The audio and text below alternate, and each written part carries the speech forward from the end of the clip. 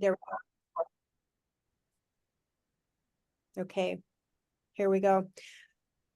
Well, thank you so much for joining me tonight. As you know, I'm speaking about psychedelic preparation and integration. So I have a bit of a presentation and I'll run us through that. And then after that, I'd really love to just open this up for kind of a community conversation. If you have any questions or any shares, anything that you have found beneficial and helpful, or insights that you have around preparation and integration, I think these are really important topics for us to be talking about for any of us who are in the space or have curiosity about embracing psychedelics for healing or for growth. These are incredibly critical topics. And I definitely don't profess to know everything. I'm just sharing, what I've learned from my own experience and from having the opportunity to support hundreds of people in their journeys as well. I also have a special offer at the end. So if you're sticking around, you can get a special offer. But just to kick it off, I am not a licensed medical or mental health professional. So nothing I say tonight is meant to be construed as medical or mental health or even legal advice. I'm not advocating for the use of psychedelics that in many cases are still illegal, but the information that I'm here to share with you tonight is for harm reduction and education only. And so before I really dive into the whole presentation, I just wanted to take a moment for grounding and gratitude, just bringing us into this space together. We've all come from different days. We're bringing different energies in together. So if you would join me in just taking a moment, helping me to become present, I invite you, if it feels comfortable and if it's safe, to just close your eyes or gaze down with a relaxed focus. And just take a moment to tune into your breath. So just become conscious and aware of your breath. Notice the expansion and the contraction. Notice the pauses in between. You're not trying to change your breath, not trying to judge it or analyze it. Just to become aware of it and to become present with your breath. You might also take a moment to just quickly scan your body. Notice if there's any places in your body that have tension that's ready to be let go of. And just maybe breathe into those spaces. Again, no judgment or analysis, just inviting a softening. And then finally, I'd like to invite you to bring gratitude into this space. Again, if it feels good, if it feels right, you might put a hand on your heart and just start with gratitude for yourself, gratitude to you for your curiosity, your interest, your open mind, your willingness to learn and grow, expand your consciousness. And gratitude to Mother Earth, who provides us with these sacred plant medicines to expand our consciousness, heal and to grow. And gratitude to our elders, our ancestors, those who've come before us, and to the indigenous peoples of all our lands who have over time shared the beauty and the mystery of these beautiful plant medicines with us. And so with curiosity and presence, with gratitude in our hearts, when it feels right, I invite you to open your eyes and come back into this space together. Thank you for joining me in that practice. That's a practice that we use in gathering groups. It's a brief example of one of the practices that we do in our groups as we meet online for 8 weeks in preparation leading up to a plant medicine journey, and for 4 weeks afterwards in the gathering group's 12-week sacred mushroom retreat model that I'll be speaking about more as we move forward on in the presentation. But basically that introduces 3 tools and practices that can be really helpful for psychedelic preparation and integration.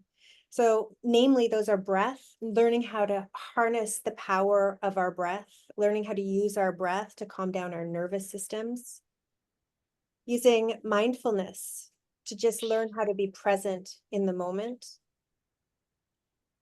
and bringing in a gratitude practice. As we know, the practice of gratitude really can actually change the brain waves and bring in a sense of calm and a sense of peacefulness and happiness into our lives. So those are just 3 little examples of tools that we can use preparing for a plant medicine journey.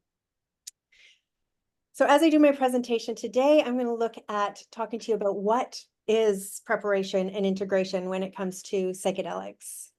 Why are these elements so important that we're actually holding a whole masterclass on them? And finally, I want to leave you with some tools and practices that you could take away to support you.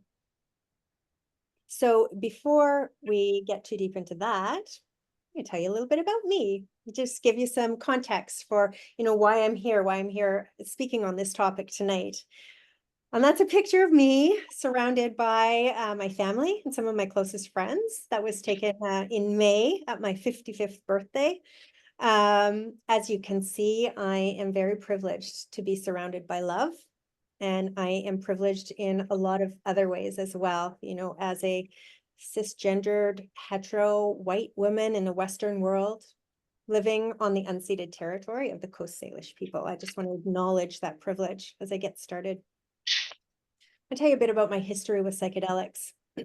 First of all, I may or may not have experienced some psychedelic use as a teen. So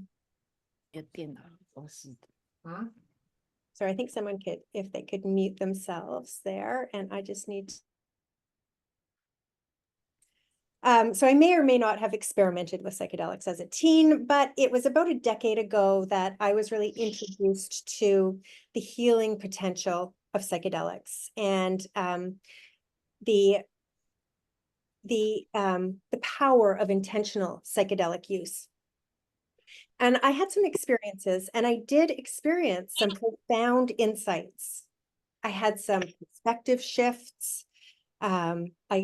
I gained some insights, but mostly it was just some pretty cool experiences that I had. And the insights that I gained tended to fade with time. And I can't say that I actually have benefited from any long-term sustainable changes in my life from those experiences that I had about a decade ago. Because there was one thing that I didn't know. And it's one fundamental thing about plant medicine that indigenous cultures and indigenous peoples have known about for millennia. And that is that psychedelics are not a magic cure. They're not a magic pill. They're not going to cure us. They can support us with expanded consciousness, with insights, with shifts in our perspectives. They can help us to see things or understand things in a different way. They can help us change our relationships to ourselves and to others. But there was a Mazatecan medicine woman back in the 60s named Maria Sabina, who has been inadvertently credited with bringing magic mushrooms into the Western world. And she had a saying, she said, "You are the medicine." And this is true when it comes to psychedelics. Psychedelics can be powerful allies in our healing and our growth, but it's up to us to embrace their power for the lasting benefits and change that we're seeking. So although I did have those cool experiences about a decade ago, as I said, I just didn't know that working with plant medicines was an active process, not a passive one like we're so used to in our pharmaceutical medicalized Western world these days, where healing is done to us or for us. When we're working with plant medicines, it's interactive and it's a relationship. And we have work to do too, if we really want to heal and grow and have long-lasting benefits and change. And this is where preparation and integration are so beneficial. So coming back to my story and fast forwarding to about 4 years ago, which is how long I've been working full-time in this space in many different capacities. I started my career in psychedelics based actually on a corporate career of 3 decades of corporate communications. And I was specialized in communications for new technologies and emerging industries. So as psychedelics re-emerged in the West and essentially became an industry here, it made sense that I was recruited into the field. So I was recruited in to be CCO and head of investor relations for Numinous, which many of you may know is one of the leading publicly traded companies in the realm of psychedelics. And it was a really exciting position. I was thrilled to be learning so much about the incredible healing potential of psychedelics and learning not just about that, learning about the different modalities and different techniques and different ways of delivering, and about the history and about the politics and about the business and about the research, just a whole realm of information and knowledge that I was gaining in the psychedelic space. And I was well compensated. Things were working well in my life. I was kind of ticking the boxes as far as, from the outside in, as to what society considers to be successful here in the West. But inside, I just wasn't doing so well. I was struggling. And I felt kind of ashamed of struggling because I was ticking the external boxes. So I wasn't very open about it. I was just silently struggling to myself. I kind of oscillated between feeling dull, and stuck, and dead inside, and being overly anxious with this unforgiving pit in my stomach. And I just couldn't figure out what was going on, like what was not right. Something was not right.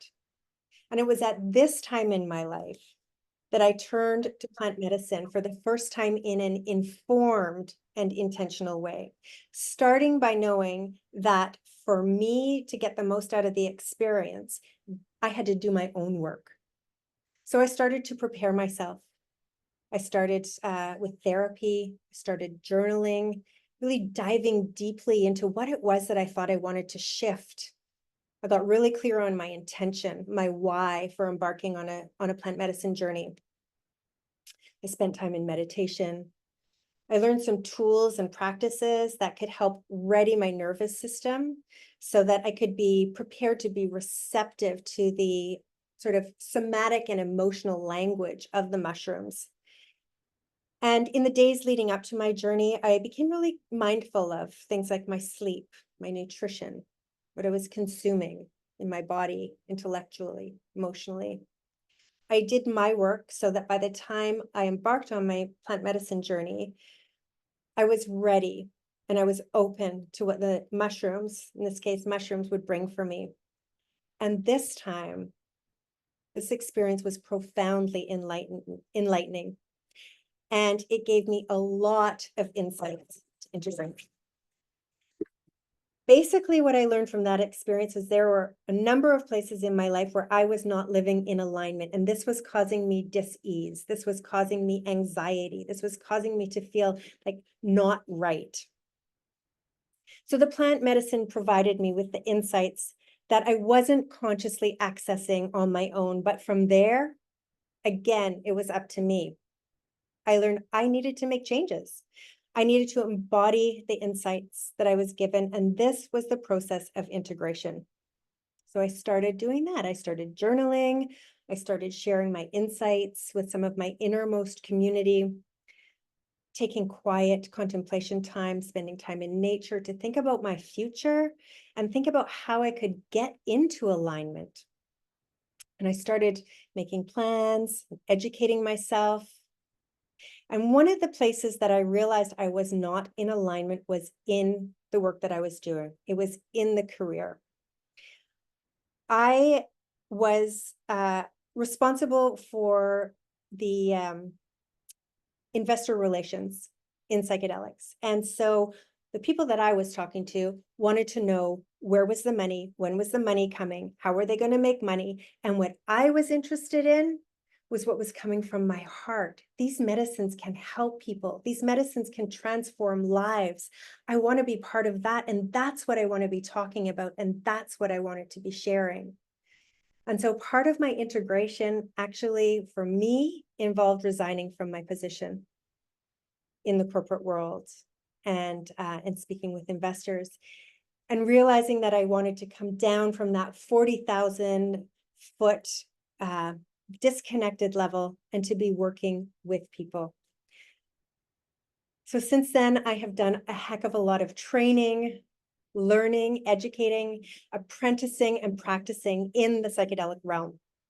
I've worked from my heart, and I've had the honor of supporting hundreds of people in what I've learned through providing weekly educational sessions with guest experts on the Clubhouse app and through the Psychedelic Revolutions podcast.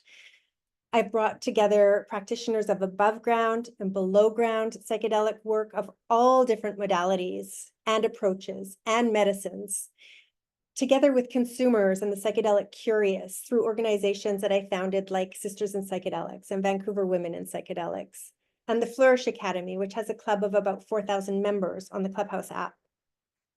And I've had the honor of supporting hundreds of people now who have independently been choosing to use psychedelics for healing and growth, to do so safely, knowledgeably, and with the greatest propensity for transformation through both microdosing protocols and large dose journey support. So by now, 4 years of working full-time in this area, I have pretty much been exposed to all sides of the psychedelic coin. And while I've been doing that, I've been continuing to work on myself and doing my own work. And part of that involved me getting involved with gathering groups as a participant for my own learning, for my own growth and development. And gathering groups Gathering Groups is a 12-week small group sacred mushroom retreat program. And its emphasis really lies in the things that we're talking about tonight. So it lies in preparation.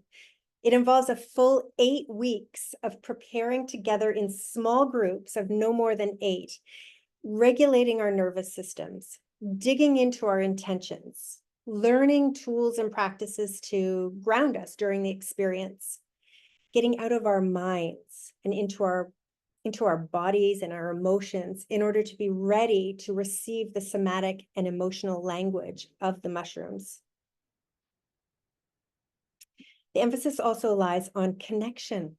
So on cultivating intimate, authentic connections within our small groups, drawing on the polyvagal theory to help prepare our nervous systems, again, to be ready and open for the experience. And also on integration. We spend a full 4 weeks of integrating, again, in our small groups. And then we have the larger alumni community for life. We have a community for life for integration in gathering groups. And here, through integration, we spend our time making sense of the experience together, decoding it, identifying the work that we can do to transform our experiences into long-lasting, sustainable benefits. So I started as a participant in gathering groups, and I was so impressed with their model that eventually I trained to become a facilitator. I've been facilitating with them for about 2 years, and eventually I also came upon their leadership team. And I really, really loved, as I said, I'd seen all sides of the psychedelic coin by the time I was doing my work in gathering groups. And I really found that their emphasis on preparation, connection, and integration made such a big difference for my experience and for the experiences of others who were in my group, and now for the hundreds of people that I've had the honor of supporting through gathering groups. Another really interesting thing about gathering groups is that it uniquely combines the best of modern Western knowledge, like the polyvagal theory, like the evolved nest concept. And it marries that together with traditional Indigenous wisdom and land-based knowledge that has been gifted to us through our brothers and sisters of the Stolo Nation and the Chim people, who are the people of the land where our retreat center is in what's called Abbotsford, BC. So this model is very unique, where it's called a two-eyed seeing model, where they take the best of the Western knowledge and insights and the best of the traditional Indigenous wisdom, and they married that together. And this two-eyed seeing approach is the model that I'm going to start off with to frame our discussion around preparation and integration today. So that's a bit about me and a little bit about gathering groups and how I got to be involved in gathering groups. Let's dive in now to look at what is preparation. Quite simply, preparation is everything that you do to prepare for your journey. It encompasses everything that you do from the time you first feel called to the medicine, or you decide you're going to do the journey, or you pick up the phone and you call the therapist, or you book your retreat, right through to when you are sitting with the medicine. And generally, preparation refers to a holistic approach that helps to prepare all of you for a journey that will be safe and transformational. And by all of you, what I mean is basically the physical and mental or intellectual sides of you, those which are most often considered from the Western-eyed lens, along with the emotional and spiritual parts of you, those parts that are integral to Indigenous ways of healing.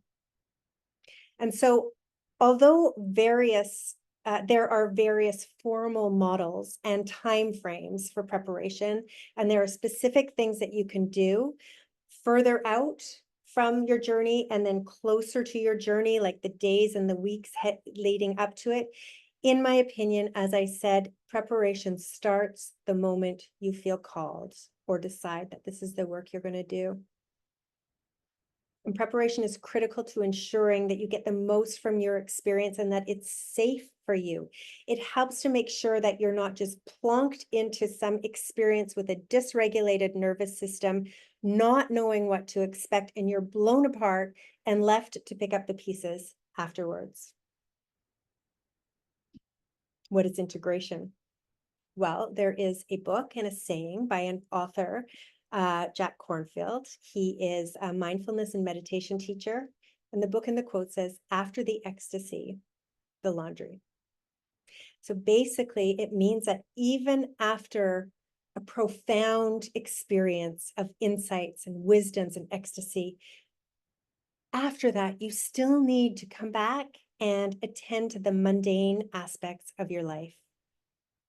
In the psychedelic context, it suggests while the experience can be insightful and even maybe transformational, the real benefits lie in the integrating those insights into your everyday life.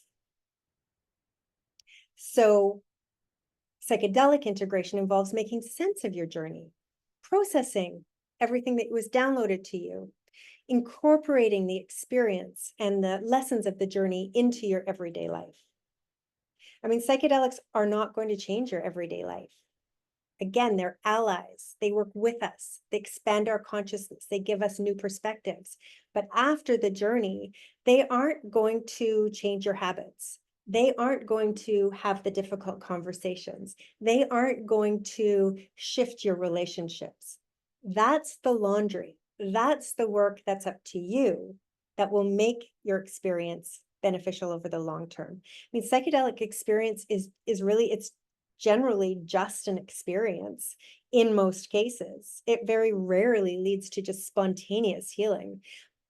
And so it really is up to you to take action to turn the insights and the knowledge and the wisdom into long-term sustainable change and benefit. Otherwise, sure, you might gain insights, you may shift perspectives, but if you just return to your life status quo with the same usual routines, the same usual behaviors, the same usual relationships after that experience, soon enough, those insights, just like a dream, really, are likely to fade and turn into nothing more than just a cool experience that you can kind of talk about at a dinner table. There is a researcher, a preeminent psychedelic researcher named Robin Carhart Harris out of the Imperial College in London. And he uses the analogy of a snow globe when he talks about psychedelics. And I think it's pretty relevant here. You know, he says that when we're first born, our brains are like snow globes. that you can kind of shake up, and there's all this beautiful fresh fallen snow. There's no tracks on the snow. And as you grow up, as you have experiences, as you start to make sense of what the world is like, what people are like, where you fit in, you kind of create grooves in the snow. And those grooves are your thought processes. They're your beliefs about the world. And over time, those grooves get deeper and deeper and deeper. And that's pretty much, you can't see out of either side of those grooves. So that's just the way that you think the world is. That's the way you think things are. But psychedelics give us this unique experience to take that snow globe, shake it up, and let fresh fallen snow fall once again. Now you're on top of the snow. You can see new destinations. You can see places to go that you never been before, new things to think about. You see new ways to get from A to B. It's such an amazing, unique opportunity. And right under that fresh fallen snow, those old grooves that you've known for your entire life, they're still there.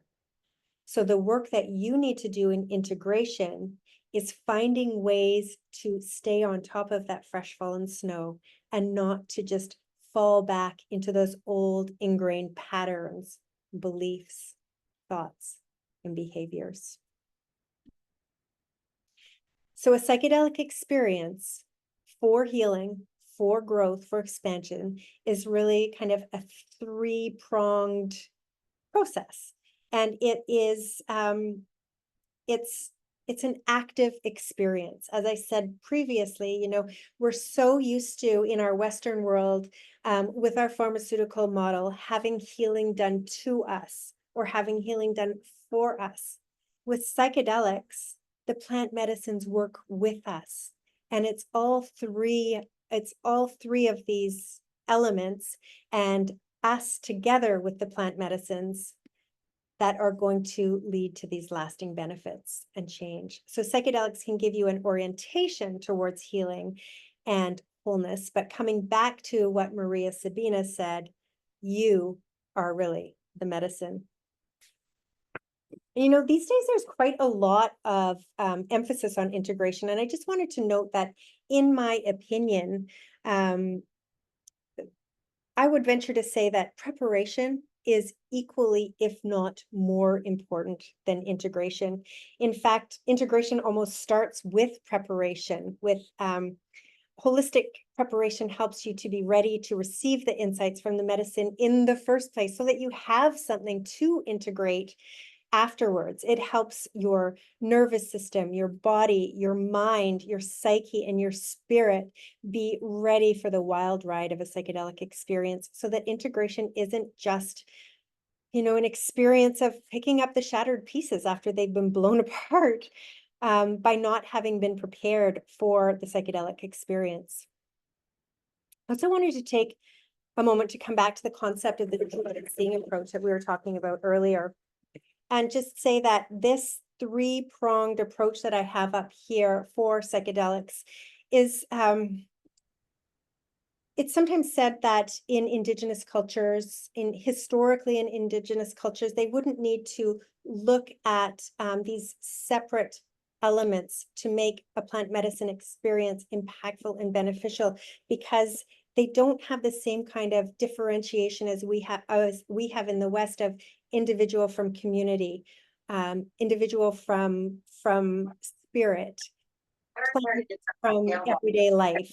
Daily life, spirituality, and medicines aren't seen or experienced as separate in historic Indigenous cultures. And mind, body, community, spirit are seen as one unified entity. So in Indigenous worldviews, sometimes see this necessity for formal preparation and integration, not actually as a condition of the psychedelic experience itself, but more as a condition of our modern Western culture, with our tendency to place disproportionate value on individual mind, materialism, and the separation of the elements. But this modal shows us here in this Western world just how much psychedelic use is an active and not a passive process. So moving on, let's talk more about preparation. As I said in the beginning, I really feel that preparation begins when you're first called to the medicine, when you make the decision you're going to do this journey, when you book the retreat, when you contact the guide. And the first step, the first formal step to prepare is to get really clear on your intention. You want to know, why are you seeking this healing, this growth, this expansion of consciousness?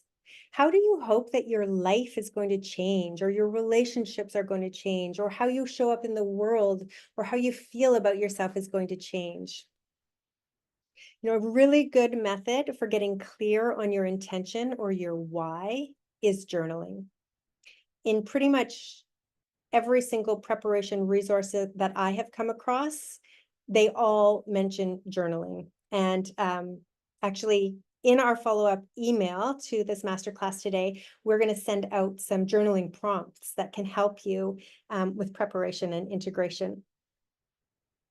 But another powerful way to really get clear on your intention is to bring it to your community. You know, if you have a safe space, a safe community container where you can express yourself deeply, honestly, vulnerably, you can be witnessed through the thought process of getting clear on your intention, and you can get feedback or just understanding and compassion, it tends to help you already move towards your intention.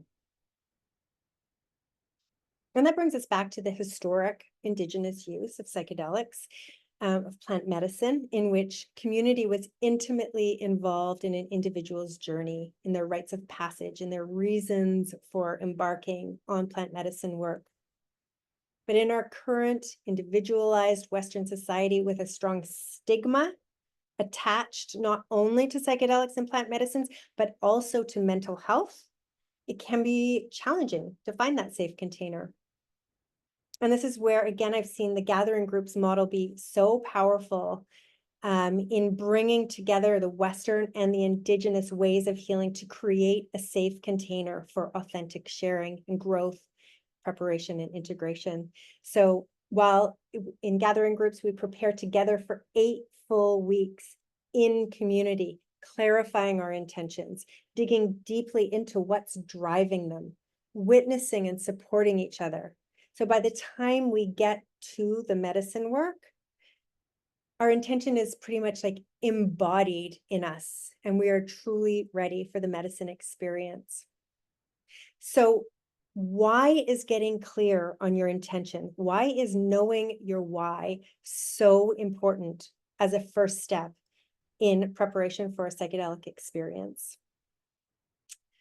There's a few reasons why. And first of all, research has shown that those who enter into a psychedelic experience with a clear intention are simply more likely to report that the experience was meaningful and beneficial. So we've had clinical trials that have shown the critical importance of getting clear on your intention. Secondly, having an intention gives the medicine some direction. So psychedelics are known as non-specific amplifiers. So they will amplify whatever is alive for you or in you. So if you're journeying for the purpose of healing or growth, you want the medicine to have some direction, to know, like a North Star, to guide it in what to amplify and what to bring up, so that you can work on the areas that you want to work on, and the medicine has some direction to work on with you. Keeping in mind, and those who know this, as clear as your intention may be, plant medicines are known to bring up what we need to deal with, not always necessarily what we want to deal with. However, having that North Star for the medicine certainly does help. Another reason that getting clear on intention is so important is that it gives you some direction. So with many psychedelic experiences, not all, but with many of them, you actually do have some agency in the journey itself. kind of think of it kind of like life, you know, you can't dictate what's going to happen in your life. Life is always going to throw you curveballs and things are going to come at you that you don't expect. But you personally can still make plans and take action to propel yourself in the direction that you want to go. So focusing on your intention, doing the work to explore it, to clarify it, you are already moving on your own accord, doing your work to move in the right direction. And finally, what we know is that where focus goes, energy flows. Even Gandhi said, what a man or a woman thinks, they become. So just by focusing on your intention and doing the work to clarify it, putting your energy into it, you are activating your own inner healer. You're creating new neural pathways in your brain yourself to support the future that you desire. Then you throw in the plant medicine, and that inner healing capacity of your own is just amplified. So getting really clear on your intention is definitely the first step, formal step in preparing for your medicine journey. So besides getting clear on your intention, in my opinion, the second most important factor in preparation is ensuring your safety. So things that you could do to ensure your safety could include interviewing your guide or talking with past participants of a retreat space or people who have worked with the shaman that you're considering. Finding out things like where do they source their medicine? Finding out what kind of experiences others have had with them, maybe even talking to past participants. Finding out if they've had any adverse events come up, and if so, how have they dealt with them?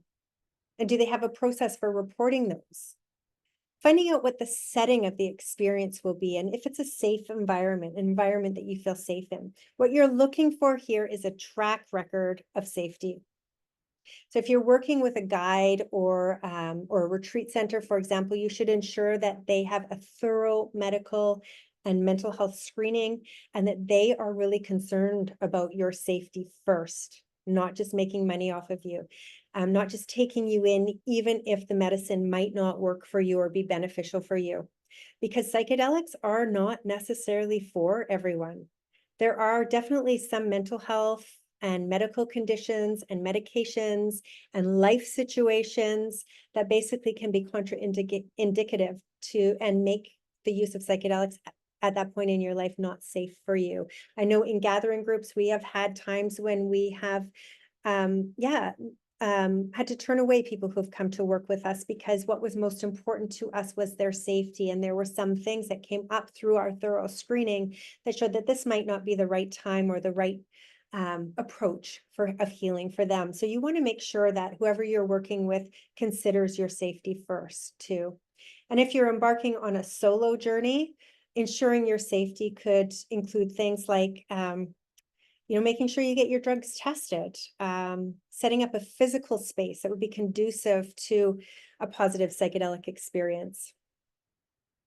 Before you enter into a psychedelic experience, you should be able to full body yes answer to the questions of, do I feel safe in this physical environment? Do I feel safe with this medicine? Do I feel safe with these people? And if you don't have a full body yes to all three of those questions, remember, you can always change your mind. Right up to the moment that you consume the medicine, you can change your mind. So these are the things that these safety considerations factor into something that's commonly known in the psychedelic space as setting, or the context of your journey that will ensure your physical safety. The other element that is paired together with setting in the psychedelic space, you often hear about set and setting. So the set is around your mindset. It's ensuring your mental, emotional, psychological, and even nervous system safety. This is such an important element, and in my opinion, it is the set is something that is very often either overlooked or minimized, or maybe misunderstood even maybe. People often think of set as how you're feeling on the day of your journey. How is my mental state on this day of the journey? Like if my boyfriend broke up with me the night before, or anything in my life has suddenly become turbulent or changes suddenly, we might think, oh, the set is not conducive to safety, to transformation, and I might want to consider waiting for a more stable time in my life to have this experience. But in my opinion, thinking about your state of mind, your mental, emotional, psychological state on the day of your journey isn't really preparation. That's assessing. That's assessing your mindset. So what I want to bring it back to is, how do we prepare our mindset and our nervous system? For example, have you done some work to explore past traumas that might come up and arise in your journey? And if so, do you feel ready and prepared to face them if they come up? Have you journaled? Have you seen a therapist? Have you done any self-development or self-exploration work? Are you going into the preparation with a regulated nervous system? Do you even know how to regulate your nervous system if something turbulent arises, like through mindfulness or breath work or gratitude practices, like we had that little tiny taste of at the beginning of this masterclass? What practices do you have or have you brought in leading up to your experience that can anchor you through anything challenging? Do you feel prepared emotionally, mentally, psychologically, and spiritually? The goal with mindset and nervous system preparation is to not be blown out of the water with an experience that basically ends up with you in complete dysregulation or in spiritual or emotional crisis, and spending all of your integration time just putting yourself back together. So mindset and nervous system preparation and regulation are, again, a couple of areas that make me such a proponent of the Gathering Groups model that spends 8 full weeks together on this before our journey together. We co-regulate our nervous systems through connection with others. We introduce breath work, mindfulness, meditation, gentle movement practices. We're provided the opportunity to explore ourselves through the internal family systems lens, IFS lens. We have support in getting in touch with our emotions and our felt senses, and getting out of just being in our intellectual mind, where we spend so much of our time in intellectual thought. And this whole person approach to preparation is one of the biggest factors that can lead to incredible transformation and life improvement with the use of psychedelics. So how do you prepare? So in addition to, setting your intention, ensuring your setting is right, working on your mindset, there's a few things that you can do. I would say these are things to do closer to your journey. So we're thinking like in the days or maybe the week or 10 days ahead of your journey, there's things that you can consider. And I think of them in a whole body, whole person way. I use the acronym PIES, PIES. So physical, intellectual, emotional, and spiritual. So we can look at some of the things that we can do for our physical preparation. I think the goal with physical preparation is ensuring that our bodies, our physicality, our systems are as clear as possible for the medicine to work with us. So there's things that we can do we can avoid other substances that may cloud the experience. Things like cannabis, alcohol, things like that. And also a good idea to avoid stimulants in many cases. Many psychedelics have stimulating properties themselves. So to just kind of get those out of our systems and help to calm our nervous system prior to the journey can be helpful. We can look at our diet, what we consume in our bodies, staying away from inflammatory type foods, staying away from things like dairy, again, processed foods, sugary, stimulating foods. And also foods that are really hard to process, like red meat, for example. We want our bodies to be using the energy to work with the mushrooms rather than using its energy to process food. So just having kind of a clear whole foods type diet in the days leading up to your journey can be really beneficial. Moving your energy around, walking is great. We know that energy can get stuck in our systems, so just looking at physical preparation, moving our bodies can be really beneficial. Breath work, time in nature. Some of these themes that are going to start coming up now as we're talking about specific things we can do for preparation and integration, you'll see are repeated because they can be beneficial in so many different ways. So looking even at intellectual preparation. So we're looking at physical, we're looking at whole person. Now we're looking at intellectual preparation. So the intellectual preparation, the goal of intellectual preparation is really to kind of quiet down our cerebral intellect, get out of our minds a little bit. We know that psychedelics are non-specific amplifiers. So if we can avoid putting into our minds or into our intellect things that are distressing to us, maybe even at a subconscious level, like watching the news or scrolling social media, watching scary movies, even spending too much time in the energy of other people. These are things that we can limit or avoid. And the things that we can bring in are things that maybe take us out of our mind and our intellect, more into our bodies and more into our emotions, more into just simply being present, like meditation, mindfulness, walking, spending time alone, spending time in nature. And then moving on, if I can get to the next slide, looking now at emotional preparation.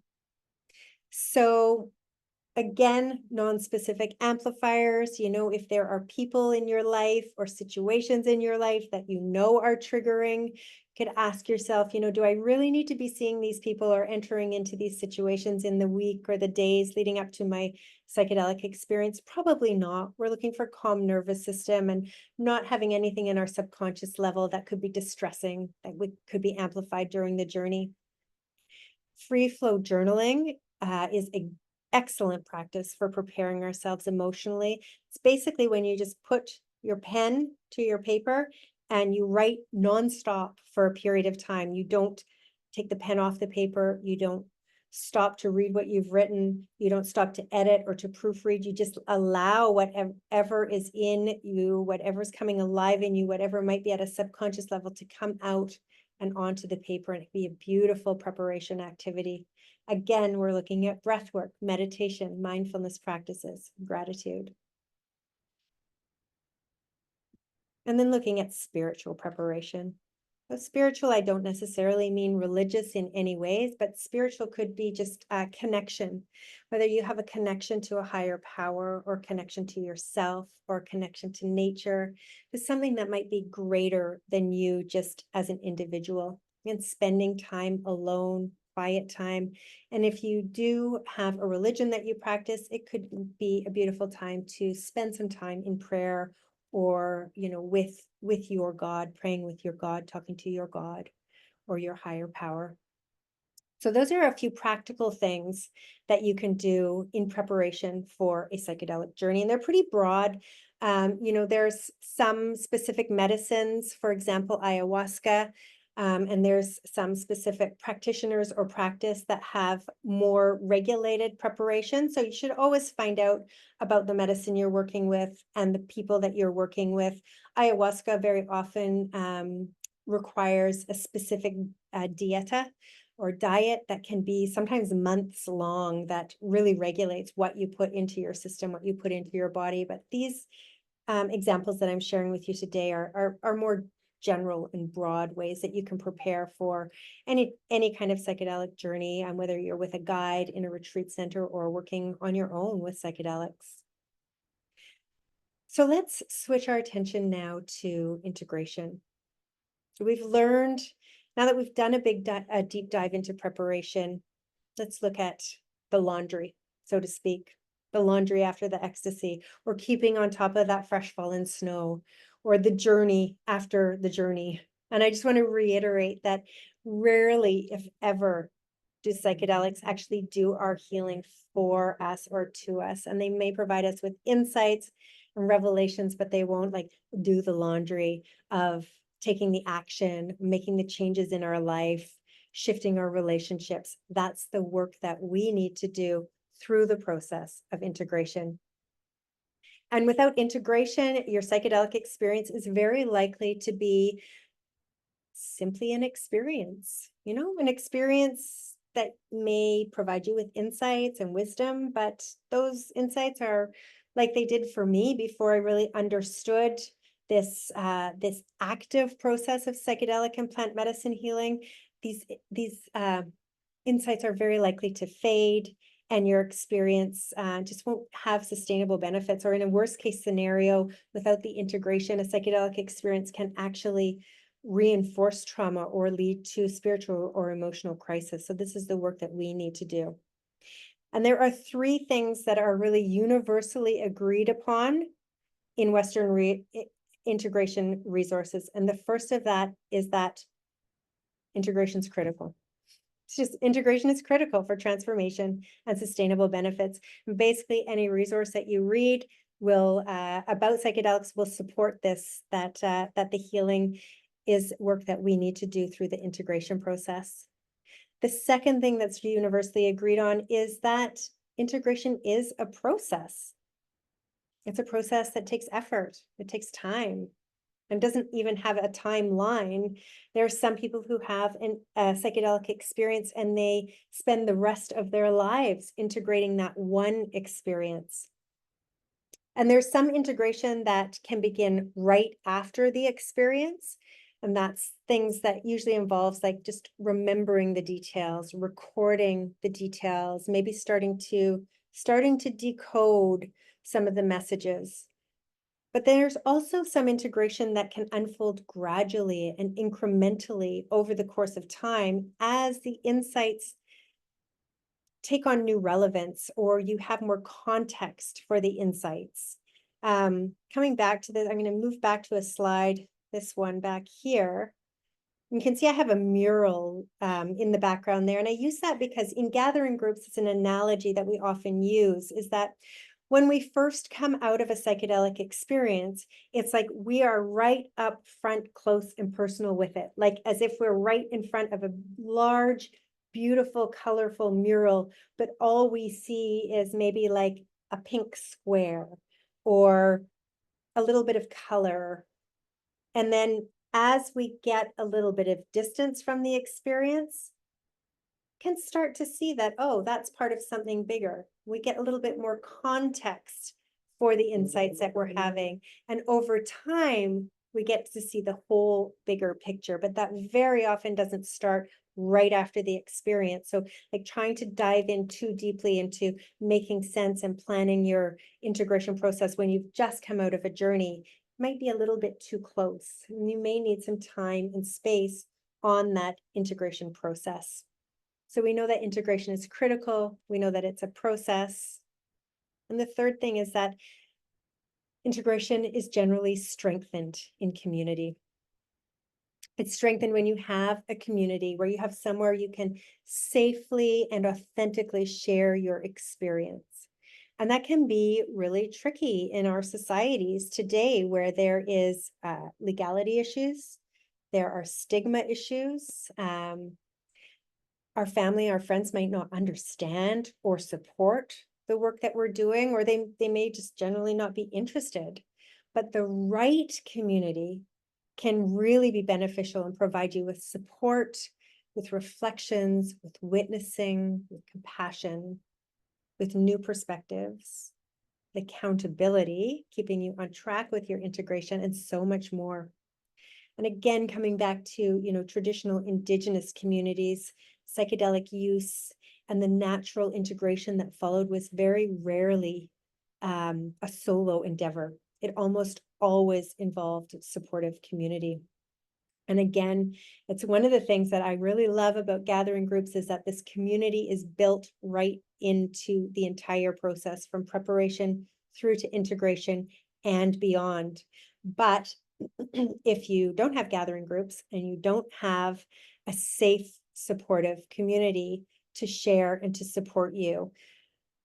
There are these days a lot of options, and a simple Google search can probably show up for you a psychedelic society or association that is in your area, that very often have integration circles. And there are also online options as well. So I've just put a few of these on here from where I know people are dialing in from Toronto today, from the East Coast. The Toronto Psychedelic Society is quite active. I think they have in-person integration circles. And the Flying Sage is Vancouver's psychedelic community. We have like 5 or 6 events, in-person events every week, and very regular in-person integration circles. And I also put TAM Integration on here because they are a great organization. They hold all sorts of different niche integration circles online. So if you can't meet in person, you don't want to meet in person, excuse me, or you are maybe in a part of the world where there isn't the option for these in-person events, TAM Integration is a great resource for an online community.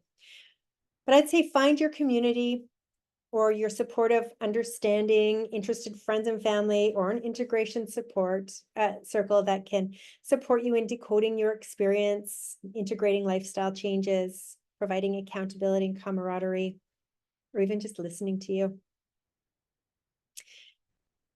Okay, whoops, get to my next slide. Give me a second here. Okay. So how do you integrate? The first thing to know is that there is no one size fits all.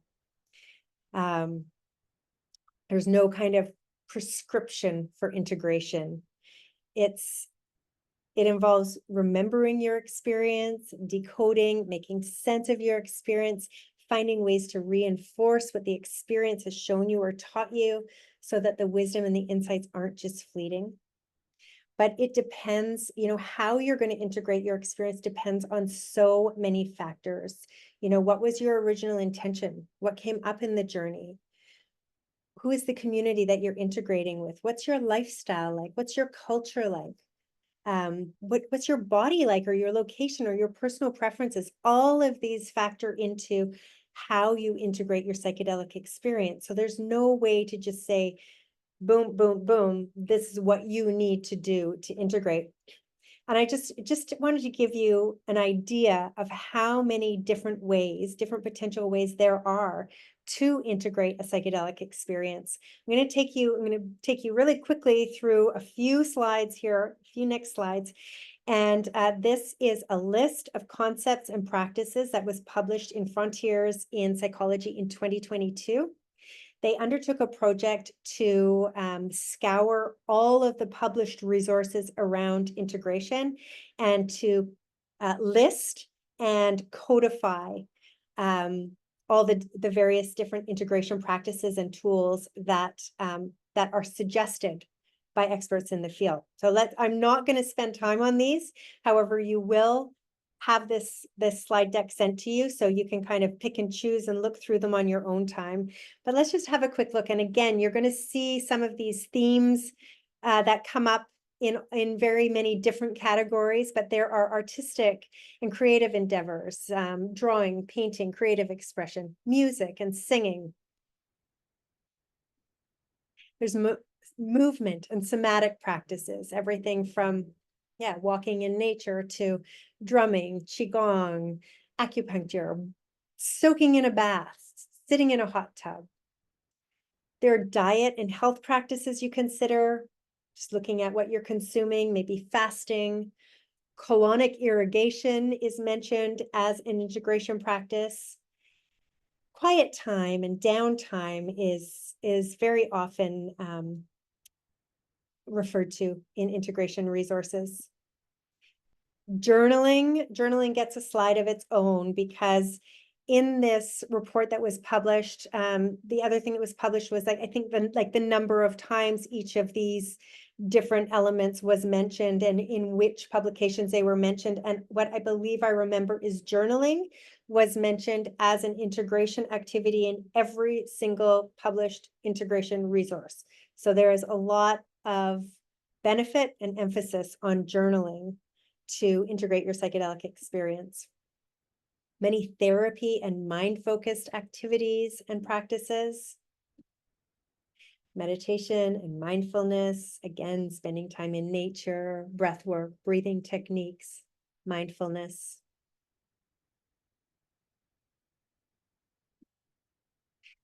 Creating space or ritual, maybe creating an altar in your physical location, or cleaning your environment, nourishing your environment.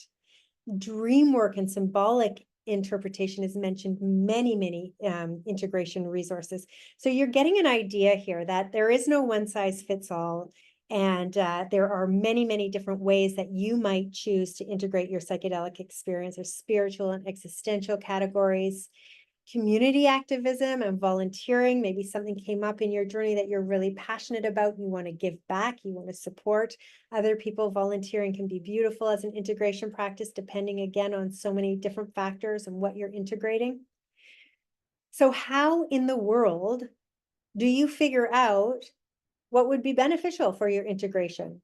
This is what all the experts and all the published resources are saying. They have so many different things, but I'm going to take you through a 4-step process now, just briefly, that can help you to figure out what you're going to do for integration. So the first step in the process is to record.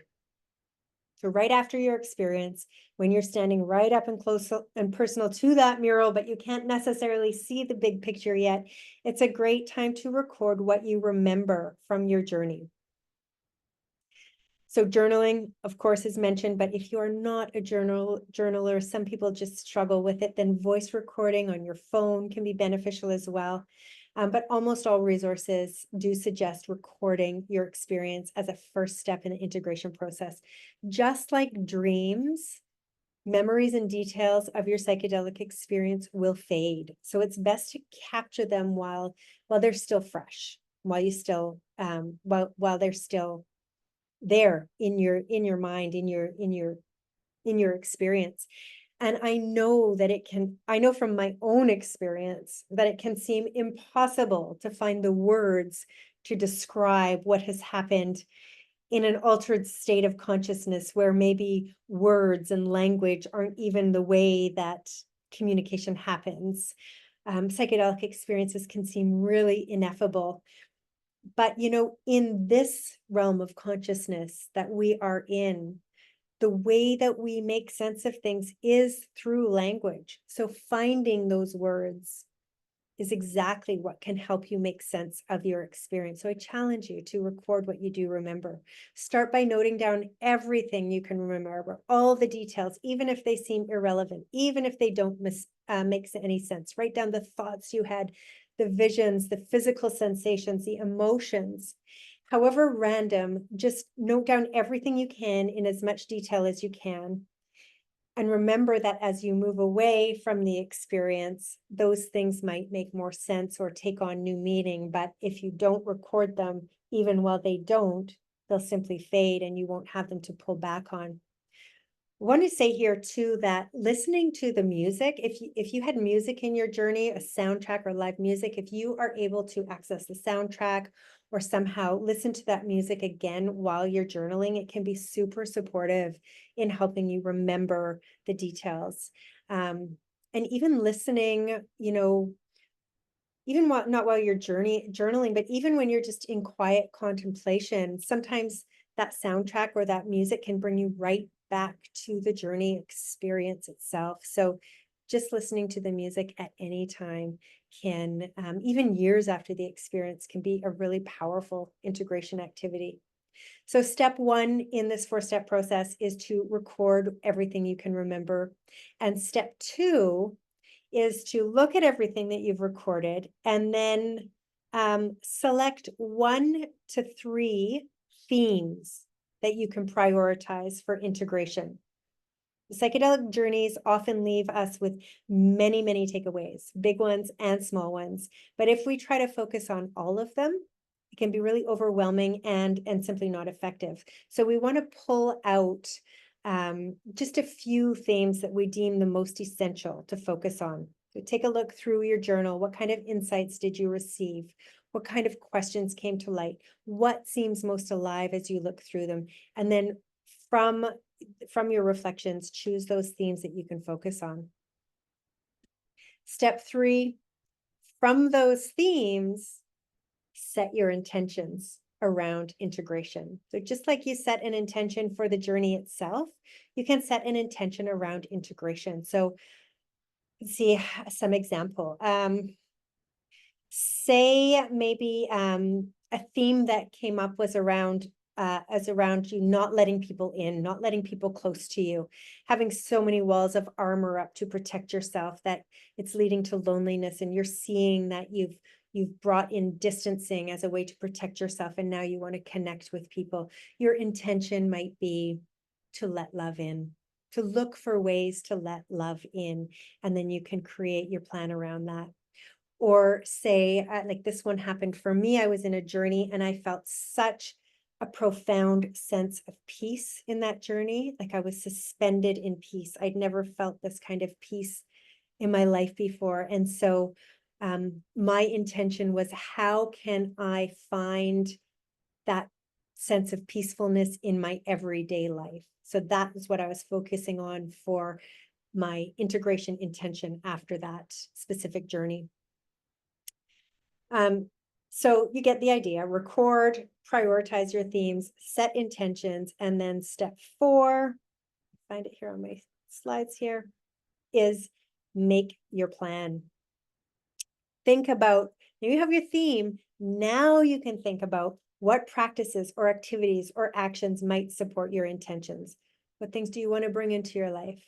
Things are you ready to let go of? What is going to move you towards your integration intention?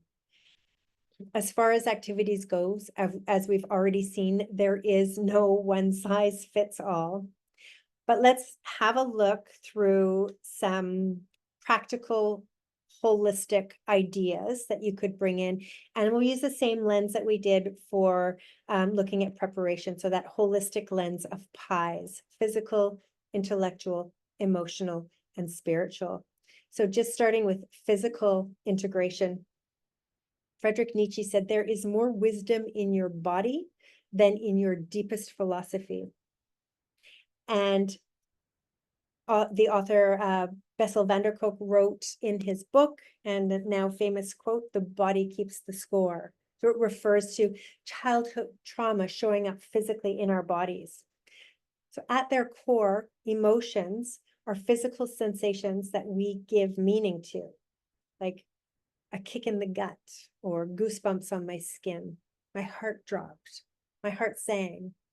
So given this very strong connection between our physicality and our emotional worlds, devoting some time to somatic integration can be really instrumental in your healing journey. Think about practices that help you feel more embodied and more connected to yourself. You might consider activities that move energy through your body, like yoga, nature walks, intuitive movement. You might look at therapies for your body, like breath work, massage therapy, or Reiki. Or you might look at your physical environment. Maybe there are things in your physical environment that you could do or you could change. One thing that I know has been really beneficial for people is writing affirmations that relate to your intention on sticky notes and sticking them in prominent places throughout your home or in your car to remind you and to bring you back into staying focused on your integration. Or you might, buy a plant that serves as a reminder of your journey, or create a small altar space with objects that remind you of what's important to you at this phase of your life. You might also look at your digital environment when it comes to physical integration. Are there any changes to your digital environment that you'd like to make? Is there anything you want to declutter now on your computer or your phone? Any people you might like to unfollow, or any apps you might like to delete? So, looking at your digital environment can be really beneficial for integration. Again, depending on your themes, your intentions, your plans. Looking at intellectual integration, your journey might have brought up things that you'd like to learn about. Are there any intellectual pursuits that were piqued from your journey. Ask yourself, how do you challenge yourself intellectually so that you can grow and so that you can learn? And maybe you'd like to, maybe your journey has piqued you to take a course or buy a book or go back to school or do something creative, like write an article or create a video or a piece of artwork. I've seen one fellow that wrote an entire book as about his journey as part of his integration process, and he uses beautiful AI imagery throughout the book, and just that creative endeavor was integration for him. So looking again at the emotional integration, psychedelic journeys are often deeply, deeply emotional experiences, and they can bring to light repressed emotions, and they can help us process them. So we know that physical sensations are emotions in movement. So some of the physical practices that we already looked at can be really beneficial and relevant for emotional integration as well. Some other things to think about are, where are the emotions that were brought up in your journey relevant in your life? You know, if they show up in your relationships, are there maybe relationships that you need to make changes to, people you need to bring into your life, or people maybe it's time to let go of, or important conversations to have with people in your life? Would seeing a therapist be beneficial to dive into emotions that arose and maybe explore their root causes? Looking at what are some of the ways you typically process emotions? Are they healthy? Are some of your emotion-driven behaviors harmful or avoidant? So how could you change your reactive behaviors, or at least become less triggered? Maybe journaling again could be helpful. Maybe expressing your emotions through art or creative endeavors might be beneficial for your emotional integration. And then finally, spiritual integration. You know, psychedelic experiences very often allow us to get in touch with spirit, with a higher power, with universal consciousness, or even just with our core selves. Psychedelic research conducted at Johns Hopkins University has shown that mystical psychedelic experiences are often those that most reliably lead to positive changes. So to integrate spiritually, one thing that you could do is maybe review your core values and your beliefs. Like, that was part of my integration from the journey I spoke about at the beginning of this presentation, where I realized I wasn't in alignment with my core values, and that is what was causing the dis-ease in my life. So if you aren't showing up in alignment with those, you might consider making behavior changes or relationship or spiritual practice changes that can help you be more in alignment with the person that you want to be, the person you truly are, and with your connection to a higher power or to your core self. You might even want to think about bringing in a spiritual practice. That could be anything from spending time connecting in nature, to setting up an altar in your space, to taking time to meditate or to pray. And on the flip side of that, depending on your experience, maybe there are some spiritual or religious practices that you realize no longer resonate with you, and it may be time to let those go. So the bottom line of integration, the plan is to record, to make themes, to prioritize, to set intentions, and then to make the plan. And from there, it is truly choose your own adventure. I'm going to pause. I know that's a lot to take in. In summary, start with journaling, select themes, plan integration, choose your adventure. And with that, if you are choosing to use psychedelics for healing and for growth, I wish you the greatest of insights and transformations. Now that you know that psychedelics are not a magic bullet, not a magic pill that's going to cure you. Now that you know that psychedelics for healing and growth and beneficial, long-lasting change is an active process and not a passive process, and that the healing really lies in the preparation and integration. And as now you know, as Sabina so wisely said, you are the medicine. That is the extent of the preparation and integration masterclass and the information, huge download that I'm sharing with you today. I want to move into some questions and some questions and answers, but also just a community conversation. Like I'm curious what came up for you, what thoughts you had during this process, also like what you have done or ideas, activities that you have around preparation and integration, maybe different perspectives you'd like to share. And just before we move into that, because I know some of you are going to need to drop off, I just want to let you know that we are going to be sharing this presentation to everyone who's registered. And we're also going to be sharing a preparation and integration resource with some amazing journal prompts. You may want to, depending on how you registered for this masterclass, you may want to just shoot me an email, dana@gatheringgroups.ca, or hop on to gatheringgroups.ca and make sure that you're signed up for our email list to make sure that this presentation will get to you. And the other thing I wanted to offer besides the presentation and besides that resource is I wanted to let you know about a couple of groups we have starting in the next few weeks. If you're interested in gathering groups, we have an East Coast group that's starting on August 1st. The retreat is in Kingston, Ontario on September 20th to 22nd. So this is our 12-week model, 8 weeks of preparation in small groups, 4 weeks of integration afterwards. And there's also a West Coast group starting on August 8th. And that retreat is September 27th to 29th. And that one is at our retreat space in Abbotsford. And there are, I think the East Coast group has 3 spots left and the West Coast group has 2 spots left. So if you're interested, please reach out to me.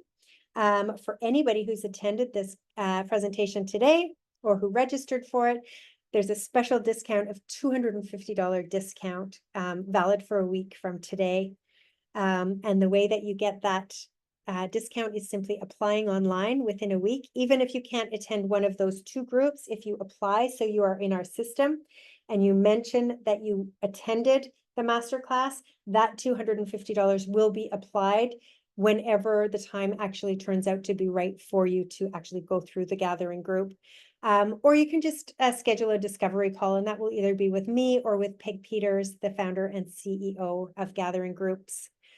Anything else there? Oh, Gathering Groups is also eligible for extended medical benefits. So if you have private health insurance, reach out again. It's most likely that those 12 weeks of preparation and integration can be covered by your plan. Thank you for joining us. I hope to see you at further gathering retreats, and I'm just going to stop my share now.